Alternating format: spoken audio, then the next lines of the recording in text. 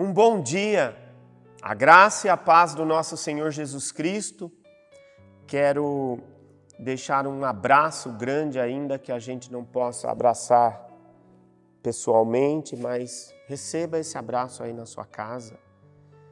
E a gente entende que os momentos não são bons, mas ainda assim, como dá alegria para a gente quando a gente ouve que famílias da igreja estão sendo alimentadas. Essa semana eu conversei com a Jeane, do Paulo. Eles são novos na igreja, estavam entrando praticamente, começando a aprender a doutrina bíblica. Participaram da classe comigo e daí já entrou em quarentena e não pudemos mais ter contatos quase. E essa semana eu falei com ela, ela disse que acompanha os cultos, eles, a família, cultuam. E eu quero incentivar a todos para fazer dessa forma mesmo. Sente na sala nesse momento, guarde domingo, 11 horas, como se fosse o culto mesmo da nossa igreja. Sente ali na sala, se possível, coloca na televisão grande. Não fica com o celularzinho na mão. Às vezes, quem tem essas televisões smarts, a maioria é assim hoje em dia. Veja um jeito de colocar na televisão grande, acompanhar, sentar, que a família sente. Naquele momento, na nossa casa, nós sentamos a família toda no sofá e ali a gente assiste juntos. 11 horas da manhã e tem sido o alimento nosso. No futuro, quando nós pudermos voltar aqui, nós temos registrado esses momentos. Registre, tira uma foto e guarde ela, porque nós vamos fazer cultos lembrando, como uma memória desses momentos. E de maneira que a gente já notou que as vacinações estão caminhando, ainda que em passos lentos. Está assim em todo mundo. Nenhum lugar do mundo, por mais dinheiro que tenha, não está conseguindo, salvo os Estados Unidos, que tem ali, já deu um passo adiante na compra e tem se adiantado na vacinação de quase o mundo inteiro. Mas os outros países estão vacinando vagarosamente. Se eu não me engano, eu ouvi falar, mas eu não estou certo, eu não vi dados, que o Brasil era o 6º país que está vacinando, mas temos uma população muito grande também, uma população enorme, e uma população indisciplinada. Nosso povo é indisciplinado, e portanto estamos sofrendo por isso, mas eu peço a você, meu irmão, que faz parte dessa comunidade aqui da Igreja Batista de Pinheiros, ou aqueles que nos ouvem também, que são nossos colegas, nossos amigos, nossos parentes, pessoas que nos ouvem e que os parentes, irmãos, que filhos mandam os links e vocês também nos ouvem, gostam de seguir as nossas pregações, os nossos estudos bíblicos, e eu também peço que todos nós possamos ter bastante cuidado, que está chegando na reta final. Mas quando se está chegando na reta final, é costume da gente esmorecer, e olha o resultado. Quando anunciou, tem vacina, a cura está quase aí às portas. Está quase às portas, mas não está dentro de casa. E aí, então, é preciso que a gente fique dentro de casa, para que, ou aqueles que podem, né? Porque tem uns que têm que sair. Então, tome bastante cuidado, porque só tem a única porta de entrada deste vírus, as únicas portas de entrada deste vírus no nosso corpo é pela boca, pelo nariz e ocasionalmente pelos olhos também. Se preservar bem, não colocar a mão, não tiver como, vai ser preservado. E o fato é que é uma roleta russa. Nós não queremos pegar isso, ou não sabemos se já pegamos. Então, irmãos, tomem cuidado nesta reta final. Tomem cuidado nesta reta final e vamos orar. A propósito, nós vamos falar hoje muito de oração. Nós vamos falar sobre oração e jejum. Mas isso daqui a pouco, quando começarmos a pregação. Antes eu quero dar um recadinho muito importante. Muito importante. Nas quartas-feiras nós estamos fazendo uma paradinha. Podemos até chamar de paradinha, né? A paradinha da quarta-feira. É uma boa ideia, Pastor Paulo, de chamar aquele momento da quarta-feira de paradinha. Nós paramos a vida e ali nós entramos no link e tinha mais de entre 30 e 40 pessoas essa quarta-feira. E eu quero que cada vez venha mais. E ali a gente medita sobre um tema bíblico. Sou eu que estou trazendo as lições, mas temos todos os pastores da igreja já preparados para trazer as lições ali. E eu estou iniciando, em princípio estou acompanhando ali. Está muito gostoso, muito bom. A paradinha de quarta-feira. A gente para tudo.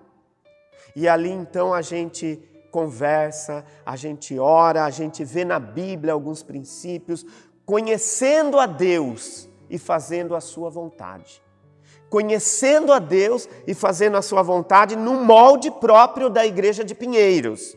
Não estamos seguindo aquele molde proposto pelo livro, mas sim um molde próprio nosso. Nós demos uma outra forma a este estudo, que é um grande estudo que abençoou pessoas ao redor do mundo inteiro. Mas nós refizemos todo o molde e estamos conhecendo mais a Deus. Já vimos lá que o conhecimento de Deus não é acadêmico, não é científico. O conhecimento de Deus é relacional. E está muito gostoso. Eu mesmo tenho desfrutado. Eu mesmo não vejo a hora de dar quarta-feira e sento com os irmãos e converso ali.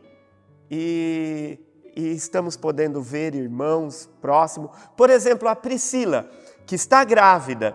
E que nós precisamos orar por todas as pessoas que estão grávidas da igreja. E aí então...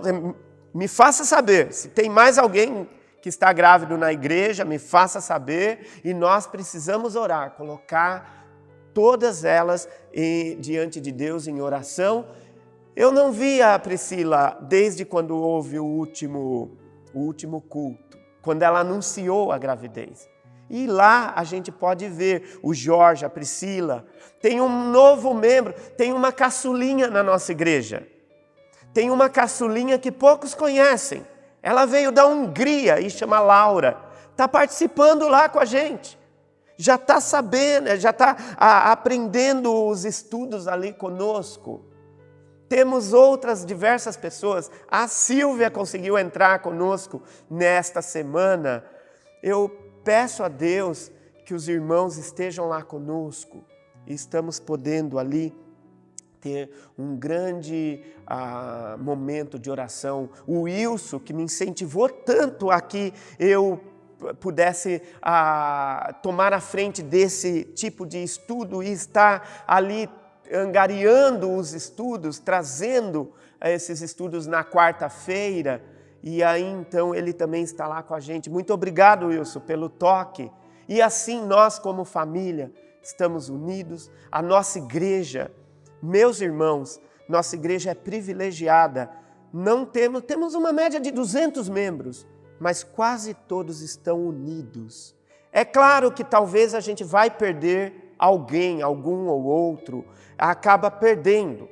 Talvez quando voltar a quarentena, outras pessoas talvez aproveitaram o momento de quarentena, sumiram da igreja e nunca mais vão pisar em igreja nenhuma. Essas pessoas só vão mostrar que elas não eram crentes mesmo. Que elas estavam como quem vai num clube social. Que estavam à deriva, sem saber o que fazem. Como aqueles católicos que diz católicos não praticantes. Eu quero desconhecer evangélico não praticante. Isso não existe. Evangélico não praticante. Já estão querendo dizer isso sem igreja. A pessoa, ela quer fazer parte de uma comunidade.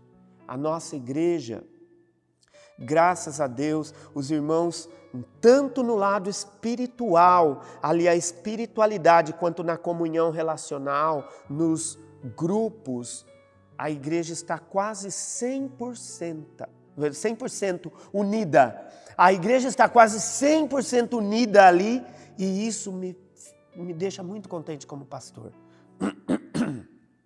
Deus abençoe a cada um. Nós vamos ouvir um louvor agora. Nós vamos ouvir um louvor.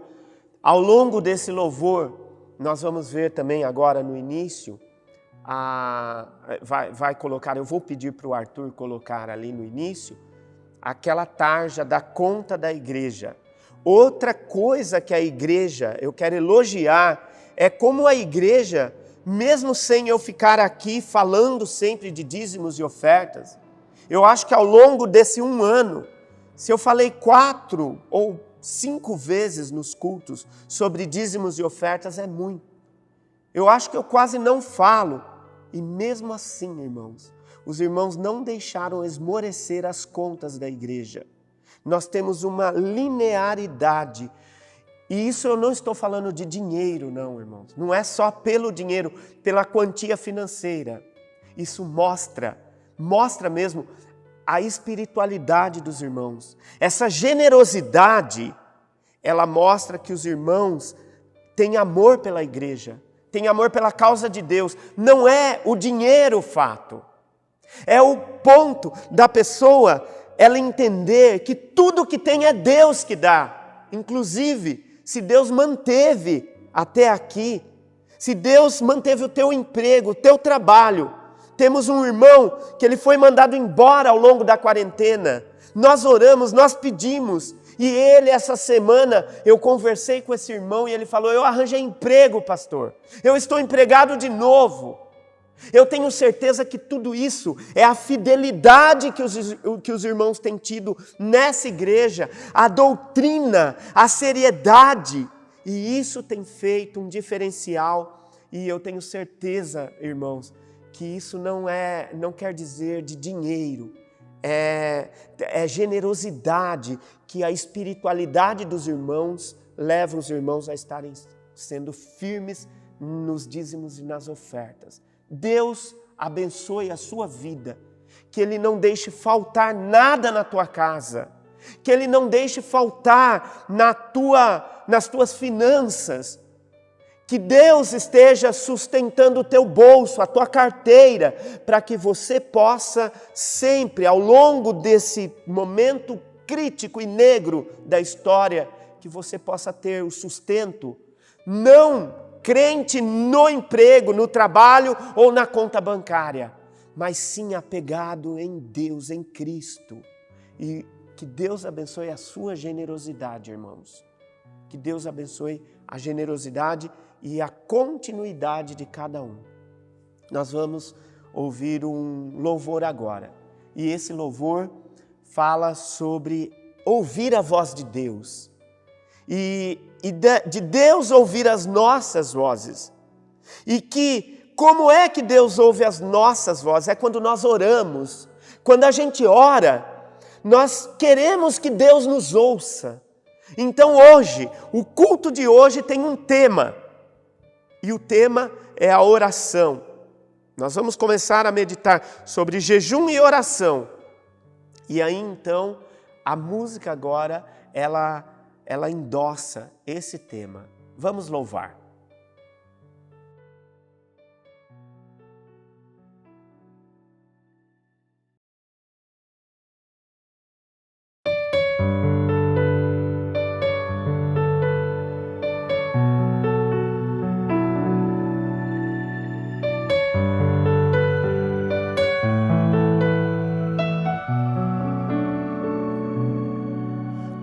Nossas vozes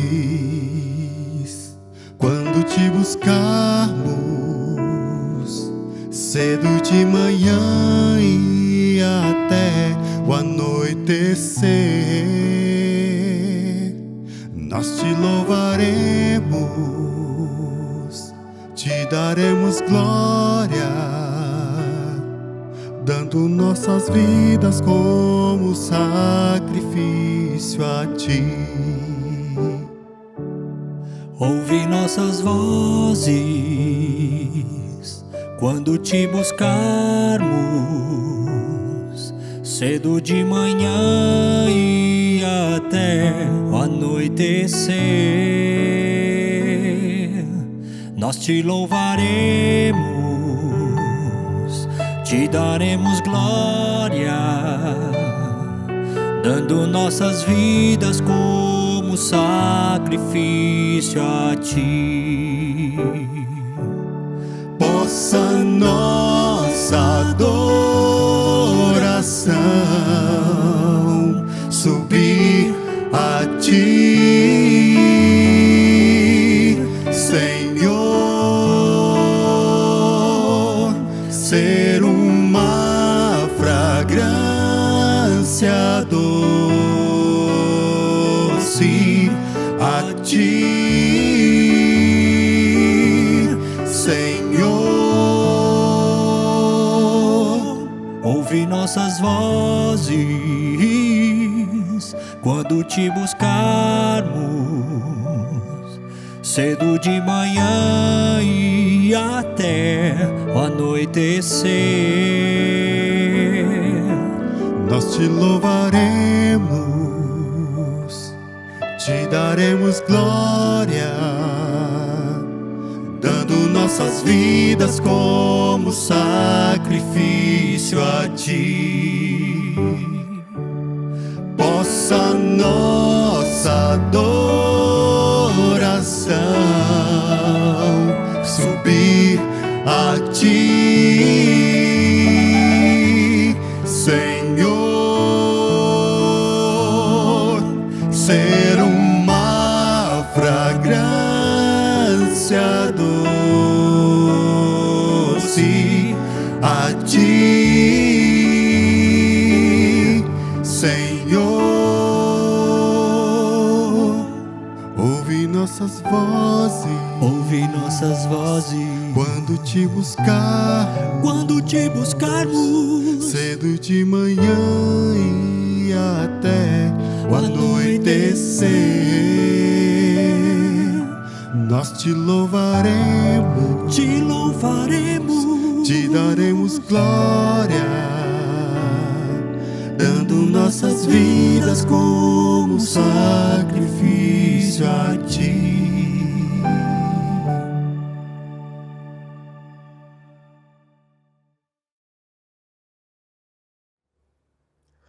Grandioso Deus, em nome de Jesus Cristo, eu Te peço que este momento que nós vamos meditar sobre jejum e oração, que o Senhor esteja abençoando, que esta palavra possa ir lá no fundo da nossa mente e do nosso coração.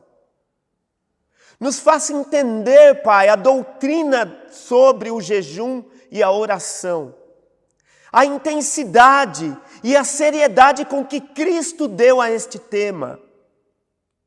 Me ajude, Pai, que neste momento em que eu estou passando a palavra de Deus, que o Senhor me encha de poder e que da minha voz saia aquelas palavras que o Teu Espírito quer falar a este povo. Que em nome de Jesus Cristo eu pregue verdade e a verdade, Pai. Que pelas palavras o Senhor possa ensinar a cada um sobre este tema. Em nome de Jesus Cristo eu Te peço poder para que, falando neste momento, as pessoas se encham do Espírito e entendam a seriedade do momento que nós vivemos, para se apegar em Deus, para se apegar na Tua palavra. Eu Te rogo, Pai, que o Senhor nos dê força espiritual para viver até o último dia este momento, ao ponto de nós podermos dizer, passou e estamos vivendo outro momento da vida.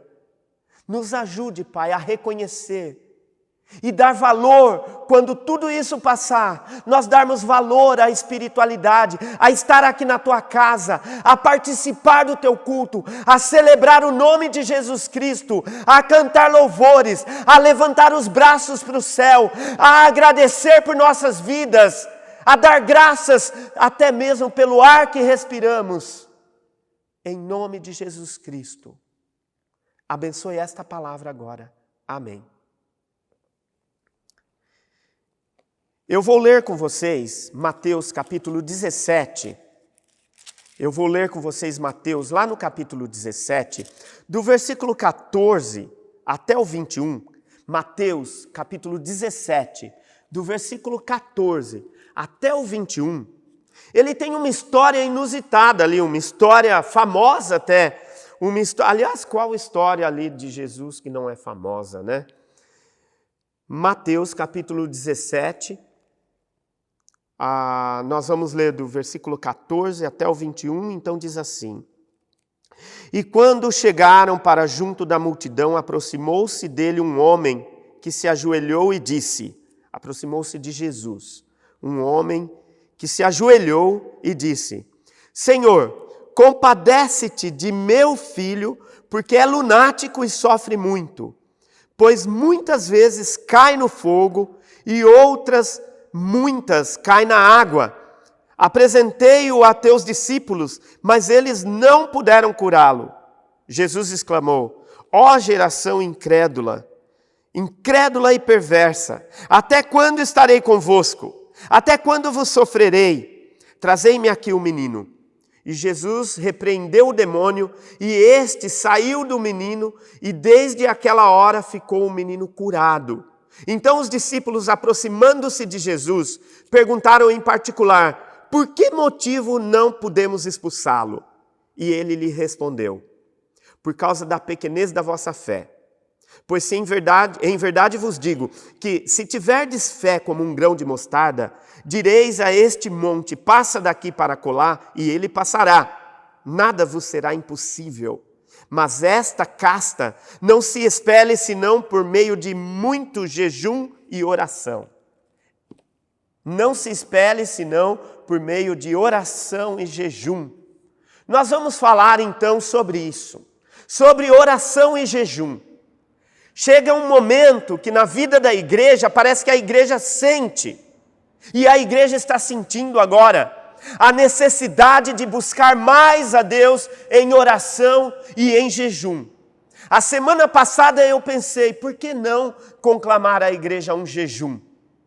Por que não fazer isso? Pensei cá com os meus botões.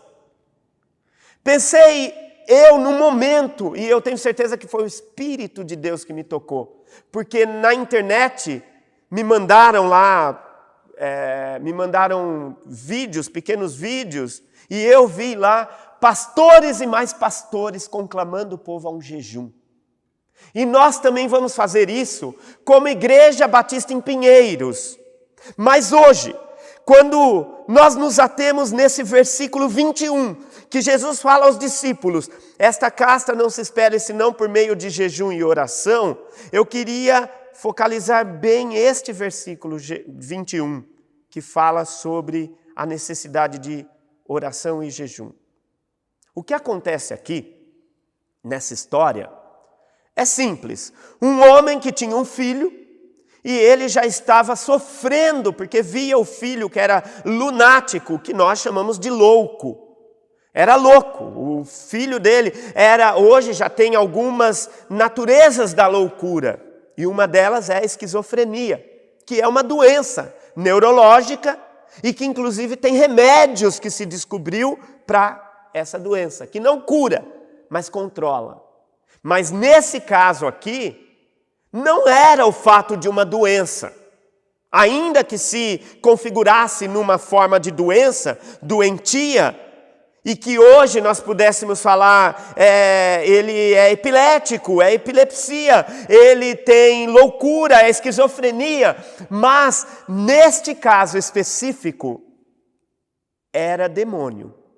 Neste caso, não quer dizer que qualquer doença neurológica, doença que leva a pessoa até a loucura, não quer dizer que a pessoa esteja possessa por um demônio, como algumas leituras de algumas igrejas fazem, que sempre é algum demônio. Nós não acreditamos assim. Mas esse homem, o fato é que aqui, nesta história, neste fato que é verdade, não é parabólico, neste caso, o homem leva Jesus e fala: Senhor, o meu filho, eu estou sofrendo muito com ele sofre muito, ele é lunático. Às vezes ele cai até nas fogueiras, às vezes ele se rola nas fogueiras, se queima todo. Às vezes, Senhor, ele se joga nos rios, ele cai na água, podendo talvez morrer afogado se não soubesse nadar. Ele se rola todo, e aí então o homem até fala: eu trouxe eles para os seus discípulos, mas nenhum deles conseguiu conseguiu curar o meu filho. E aí então, Jesus fica bravo. Jesus fala: ô raça vocês, como vocês são? Até quando eu vou ter que ficar no meio de vocês? Olha que Jesus ficou bravo e nervoso de tudo que ele tinha ensinado para eles, e eles não conseguiram expulsar, e aí então Jesus pega e expulsou. Depois de ralhar com todos, ele expulsa. Os discípulos se espantaram com a facilidade que ele teve, e chegou nele e falou: qual é o segredo? Qual é esse segredo? Como que o Senhor... Eu estou parafraseando, é claro, não se fala daquela forma, mas eu estou parafraseando aqui a história. Qual é o segredo, Senhor? O que o Senhor faz para expulsar dessa forma? E ele falou: muito jejum e oração. Jejum e oração. E aí então, é esse versículo 21, que eu quero, partindo do versículo 21, eu quero dividir essa nossa pregação hoje em duas, que começa hoje e termina semana que vem, falando sobre jejum e oração. Hoje, especificamente, eu quero falar sobre oração, e a semana que vem sobre jejum, e vou conclamar toda a nossa igreja para que nós possamos fazer jejum, mas eu vou explicar como que jejum podem ser, como que existem várias formas de se fazer jejum. Mas hoje é a oração. E como falar sobre oração? Já pregamos tantas vezes, falamos muito sobre oração.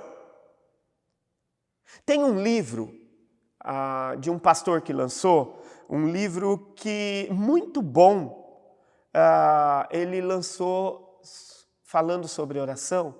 Ele intitulou assim o livro: A Geração que Desaprendeu a Orar. Esse livro é muito bom. Fala sobre a geração que desaprendeu a orar. E esse livro foi lançado no início da década de 90. Imagine naquela época já falando de uma geração que estava desaprendendo a orar, uma geração que ainda não tinha o Facebook, que ainda não tinha a internet, que ainda não tinha o WhatsApp, uma geração desde lá que ele já falava que estava se enfraquecendo no tema oração. Imagine como estamos hoje, qual é a situação caótica que podemos achar hoje nos nossos irmãos da igreja, que não oram mais, que não agradecem mais pelo alimento, que sentam e comem como animais, que suas famílias os seguem, que não se ora mais nem agradecendo pelo alimento, não se ora mais com os filhos, não se ora mais dentro de uma família, não se ora mais em conjunto, não se ora mais individualmente, não se ajoelha mais para meditar, não fala-se com Deus de forma alguma. Imagine o caos que deve estar a igreja de Deus. E, portanto, o Espírito Santo começou a tocar nos seus líderes, tocou em mim, está tocando em vários pastores, e estamos começando a entender como nós pecamos de não levar o nosso povo à oração, e muitas vezes nós mesmos, preocupados com toda a administração de uma igreja, com todos os eventos que existem na igreja, com toda a escala, com todo o momento que precisamos alimentar a igreja, ou até mesmo os estudos bíblicos e os eventos e as festas, e assim nós devemos muito à oração. Estamos em dívida. E o Espírito começou a tocar, acho que no mundo inteiro. No mundo inteiro, sim. Esta manhã eu estava ouvindo um missionário da Itália falando, e ele é brasileiro, estudou comigo no seminário, o missionário Fabiano. Na madrugada, o nosso missionário aqui no Chile, o Newton, também estava orando durante a madrugada. Eles estão fazendo um momento de oração ao longo de 24 horas. Missionários ao longo do mundo inteiro. Quando para o da Itália, começa o do Chile. Quando para o do Chile, começa o do Canadá. Quando para o do Canadá, começa o do Zimbábue. E assim vai, missionários. Isso só para se falar dos missionários da Junta de Missões Mundiais Batista. Sem dizer os da Assembleia de Deus que estão se movimentando, sem dizer o povo da igreja quadrangular, do evangelho quadrangular, sem dizer os nossos irmãos presbiterianos que estão fazendo uma verdadeira cruzada de oração. O mundo inteiro está sendo tocado pelo Espírito, e o Espírito está dizendo: ore. Ore que chegou a hora. Você precisa orar. E é isso que nós estamos conclamando. Precisa-se ter muita oração. E na Bíblia, eu queria então, não deixando de um alimento bíblico. Ora, o alimento bíblico é o conhecer as histórias, o conhecer os feitos bíblicos. Homens de Deus, mulheres de Deus, conhecer sobre o nosso Senhor Jesus Cristo. Ao longo de toda a Bíblia, nós temos vários momentos clássicos de oração. E eu queria fazer uma viagem agora ao longo da Bíblia e pensar alguns desses momentos.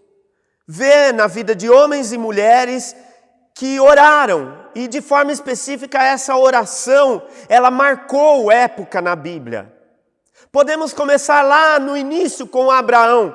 Quando Abraão, ele ora, é um dos momentos até cômicos de oração, que Abraão parece até cínico quando chega a Deus, e ele orando, pedindo a Deus, ele fala: Senhor, eu estou orando por aquela cidade, por aquele povo, por aquela terra, aquela região ali. Ele tinha alguém ali, e era Ló, que ele ia pedir por ele. Porque ele não queria que se destruísse ali e Ló morresse. E aí então, ele pega e fala: Senhor, se tivessem 50 pessoas ali, naquele lugar que o Senhor vai destruir, na região de Sodoma e Gomorra, se tivesse 50 pessoas boas ali, o Senhor destruiria? E Deus fala: 50 não. E ele então vai caindo de 5 em 5. E se tivesse 45? 45 não, responde Deus. E se tivesse 40 porventura? 40 então não destruiria.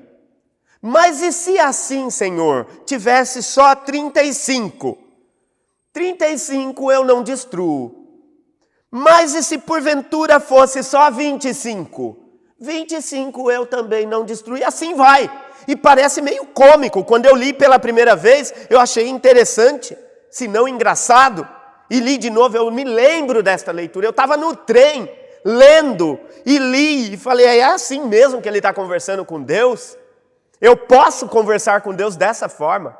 Eu posso ter essa intimidade e ficar assim, cutucando Deus, e ficar de uma certa forma indo. Alguns dizem: não, isso daqui foi reverência. Ele estava indo aos poucos, tentando reverentemente, porque ele ia chegar em um. Se tivesse um só ali, E ele fala, Senhor, se tiver um só naquela cidade, naquele lugar, se tiver um único justo, o Senhor destruiria tudo e mataria esse único justo? E Deus fala, não, eu vou lá, eu livro esse justo, eu livro ele, eu coloco a minha proteção, eu tiro ele de lá e destruo o resto. É linda esse momento, esta passagem, ela é linda, é uma passagem que leva a gente verdadeiramente a entender esse relacionamento que nós podemos ter com Deus. Muito bonita, está em Gênesis, lá no capítulo 18. A partir do capítulo 18 está essa história, muito interessante, do versículo 23 adiante até o 33, uns 10 versículos só. Leia lá se te interessa.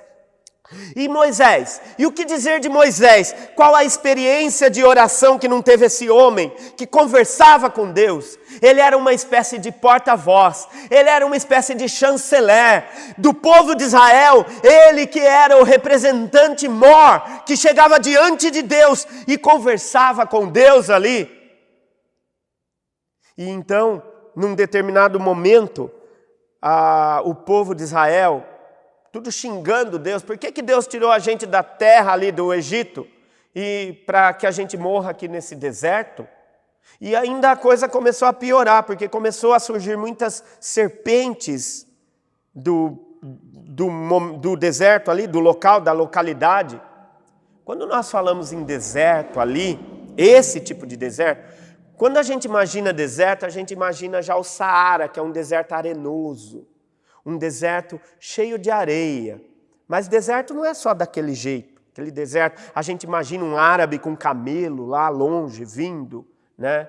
Deserto não é só assim. Existem desertos que eles são rochosos. E esse em que ele estava era assim, era deserto seco, deserto árido, um deserto que é ali, um deserto rochoso. E eles estavam ali, e surgiu muitas serpentes, e começou a picar, e a Bíblia diz que muitos deles morreram. A Bíblia vai dizer assim lá em Números, capítulo 21, versículo 4 adiante, fala que muitos morreram picados pelas serpentes. E eles suplicam, eles chegam em Moisés e falam, Moisés, peça ao teu Deus por mim. Moisés roga para Deus. Eles até consideravam Moisés mais próximo a Deus do que eles mesmos. Agora vejam só, é interessante que Moisés ora por eles e eles rogam. Significa, e eu aprendo ali em Números, a partir do versículo 4 do capítulo 21, eu aprendo que nós podemos orar por outras pessoas sim, nós podemos pedir pelo outro, nós podemos estar sendo uma espécie de um representante, de um porta-voz diante de Deus. Eu aprendo isso quando aprendo com Moisés na oração.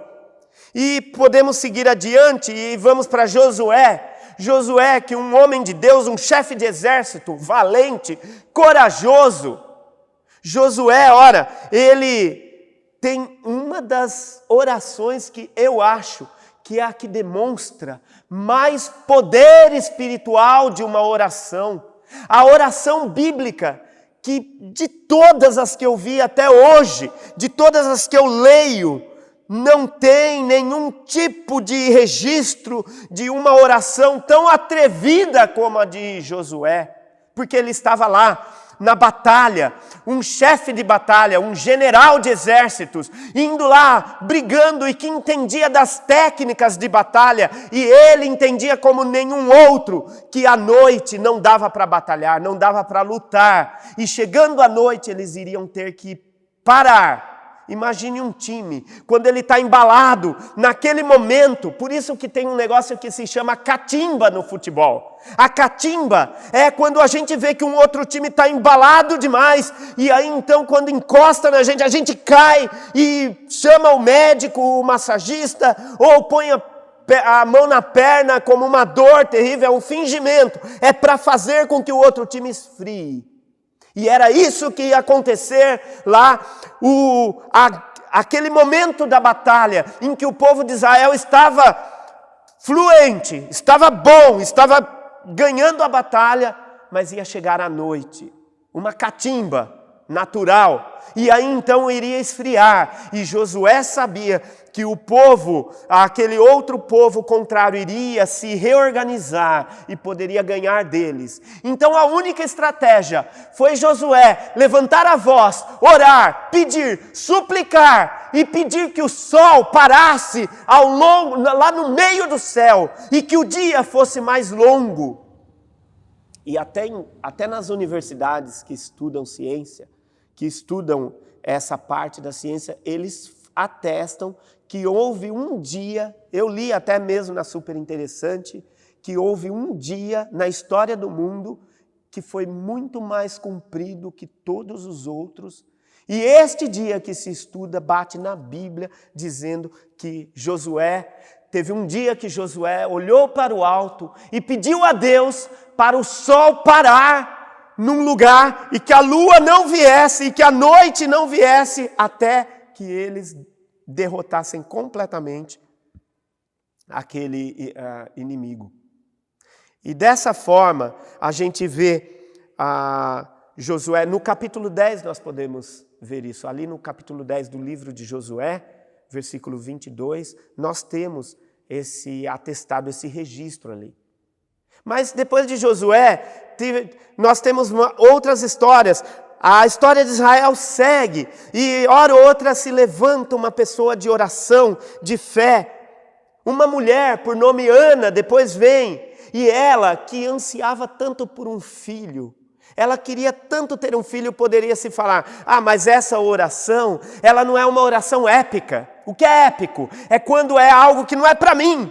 É algo que é coletivo, é para todo mundo, isso é o épico. Mas poderia dizer, essa oração não é épica, essa oração ela é egocêntrica, ela é para ela está orando para si própria. Não é assim, nós podemos orar para coisas do nosso interesse também. Nós podemos orar individualmente.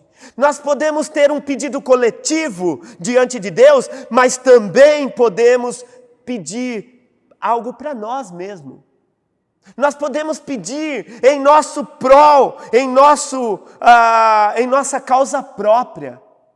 E ela ainda que pedindo em causa própria, um filho, que era o que ela queria. Ana então ela ora de tal forma que ela balbuceia na igreja, ela fica orando de tal forma que os lábios dela ficam tremendo, e quando o sacerdote, o pastor ali, vê que ela está orando daquele jeito, que ela está quase que como que falando sozinha, ele chega até ela, Eli, e fala, mulher, por que você não para de beber? Por que você não para de tomar umas? Por que você faz isso? Ainda bebe e vem para a igreja.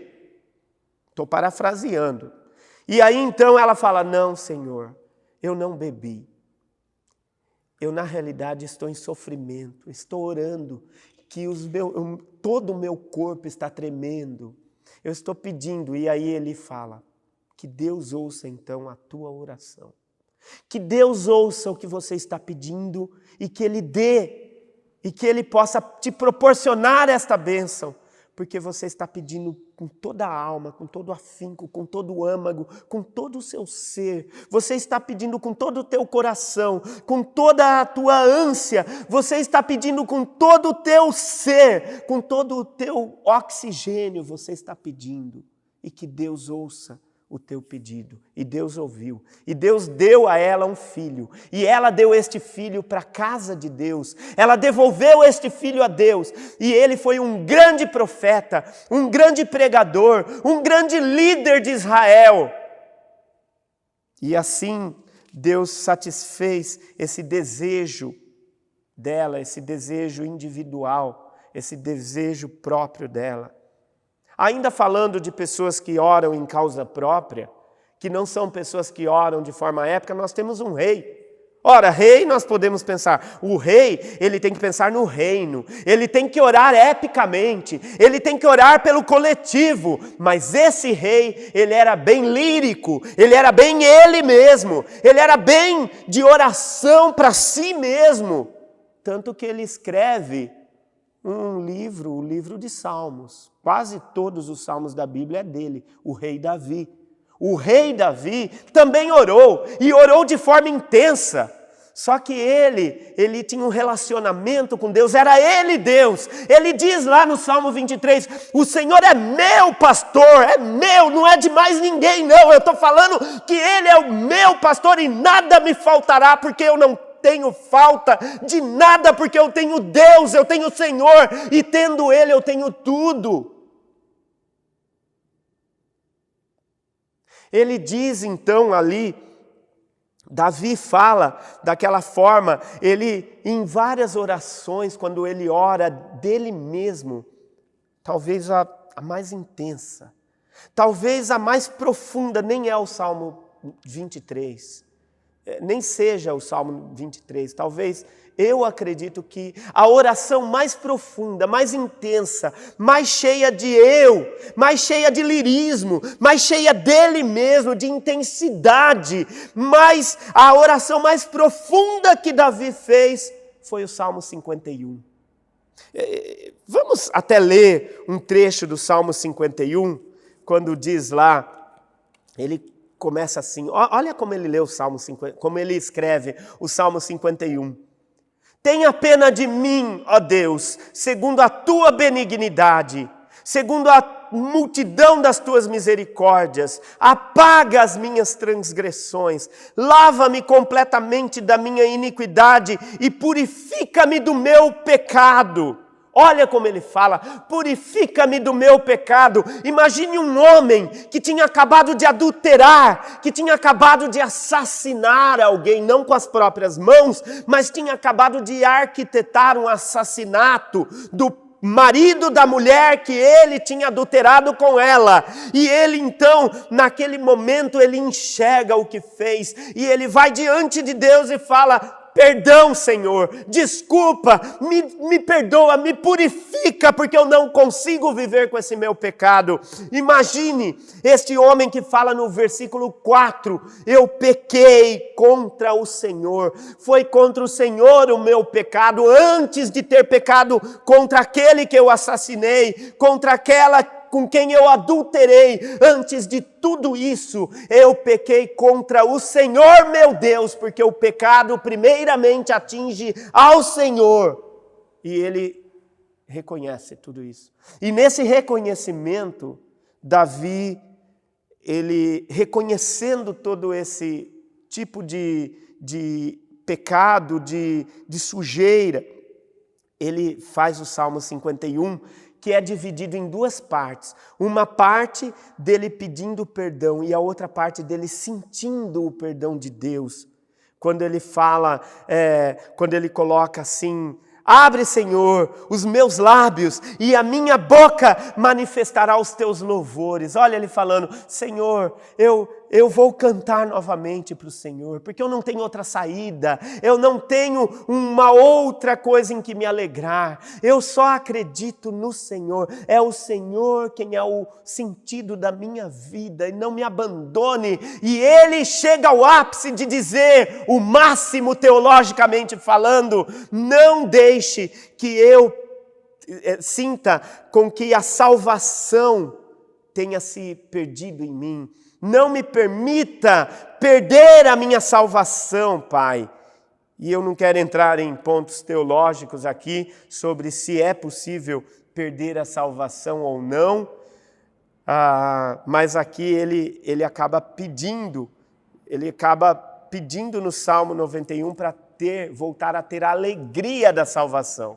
É assim que ele fala, me permita me alegrar novamente com a salvação.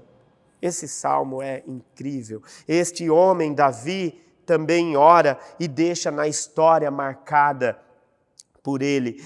E Elias, e o que dizer dos profetas? Dos grandes profetas, talvez a maior oração é a de Elias, que está ali diante de 400 profetas falsos, e todos eles ali lutando contra ele sozinho, e ele enfrentando aqueles líderes sujos, aqueles líderes interesseiros, e ele sozinho ali com o holocausto dele, e ele chega e fala, Deus de vocês não ouve, não aceita o holocausto? Olha o meu. E ele coloca lá, prepara o holocausto.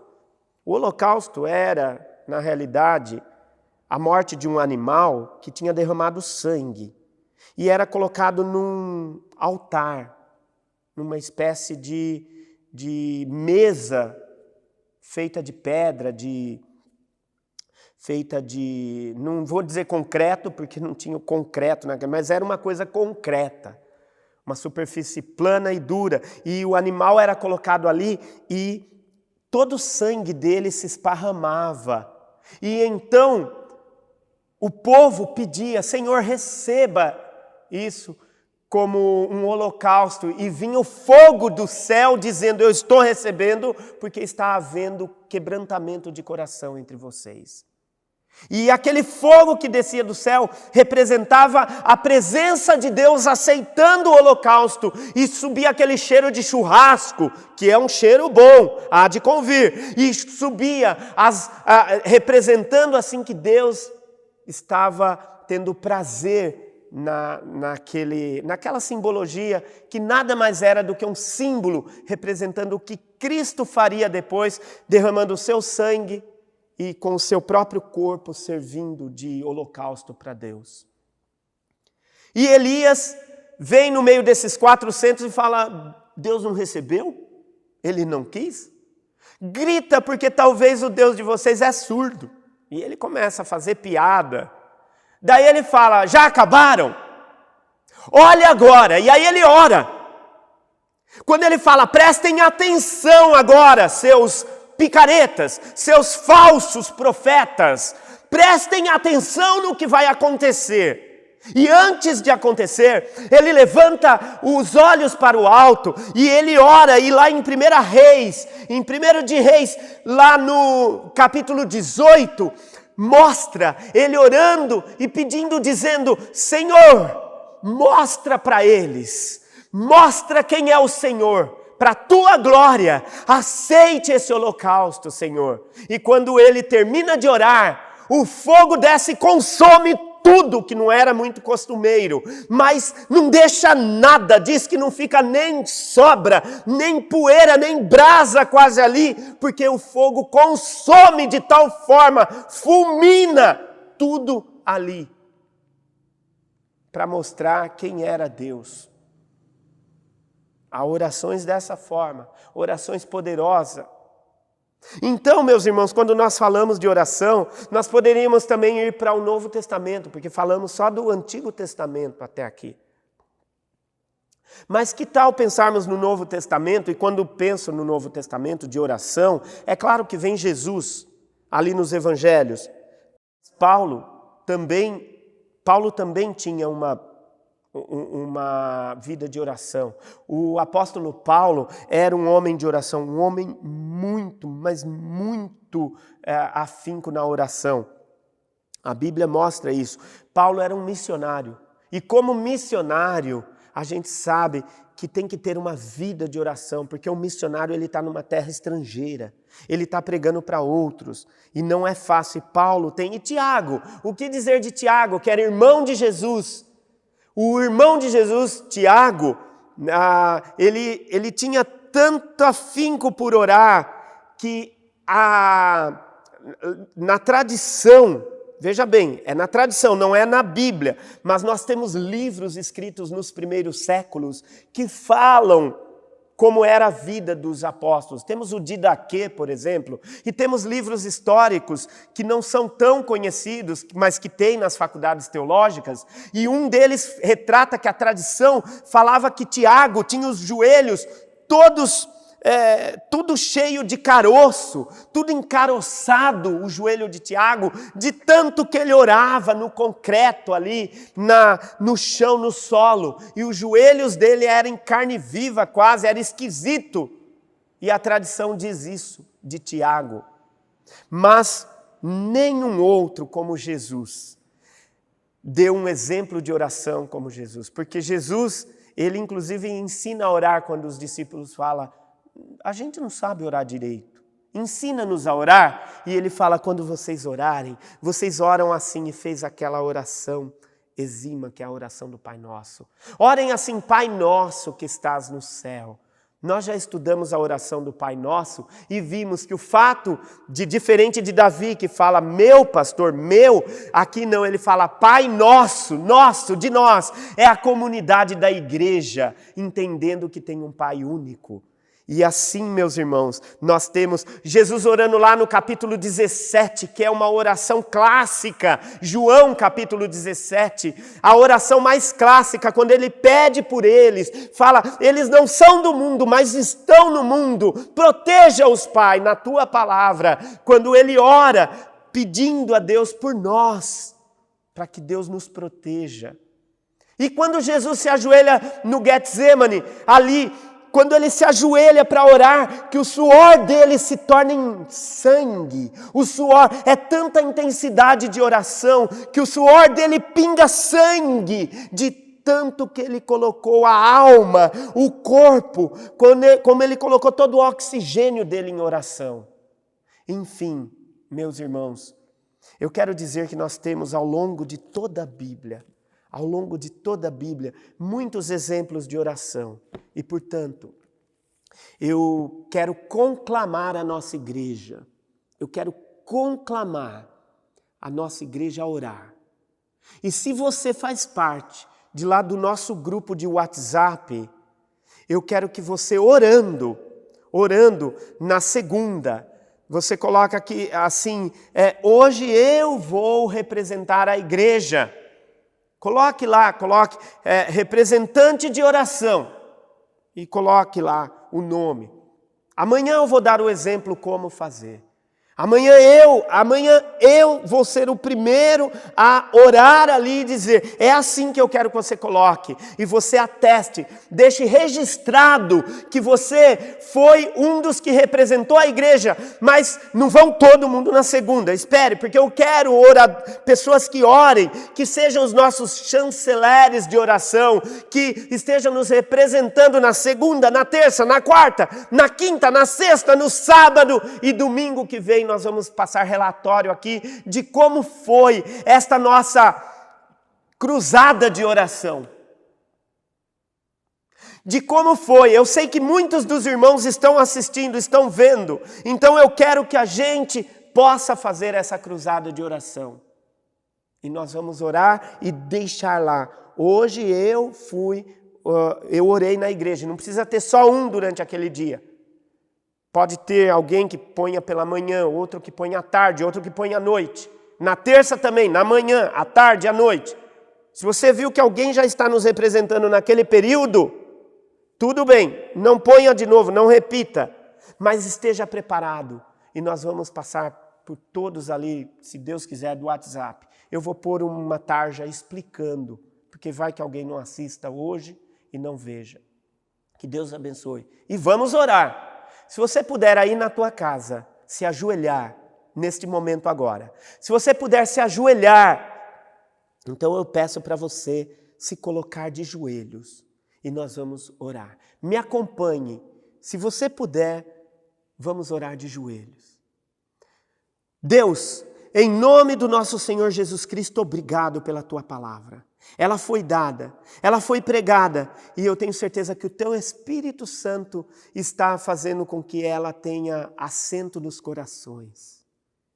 Esteja, Pai, em nome de Jesus Cristo eu te peço, esteja colocando uma flama no coração de cada um desta igreja, para que possa estar em oração, participante desta campanha de oração pelo Brasil, para que Deus nos proteja, para que esses interesses todos que estamos vendo na vida política, este inferno todo que tem se feito na vida política, de um lado e de outro, que esta forma terrível que está tendo de interesses, de falta de sabedoria, de jogos de interesses, de sujeiras, que tudo isso que está havendo aí, Pai, que as nossas orações passem por cima de tudo isso e atropele, e que nós possamos dar a este país a base espiritual que ele está precisando, Pai.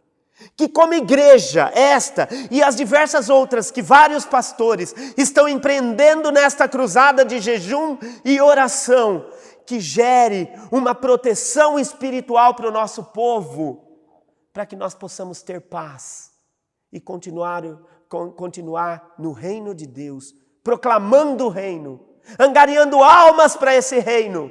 Em nome de Jesus, eu te agradeço por este culto dominical que nós como igreja temos tido, Pai. Obrigado por aqueles que têm se alimentado neste culto. Em nome de Cristo. Amém e amém. Tenha um bom domingo. Que Deus abençoe o seu domingo, a tua semana, ainda que vemos que lá fora exista uma peste, que tem uma tenebrosidade lá fora, que tenha algo que esteja nos causando até mesmo o pânico, mas não deixe, meus irmãos, que Deus te dê força espiritual, fé e alegria na vida em Cristo. Bom domingo. Amém.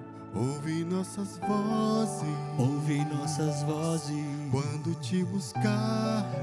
te buscarmos, cedo de manhã e até o anoitecer.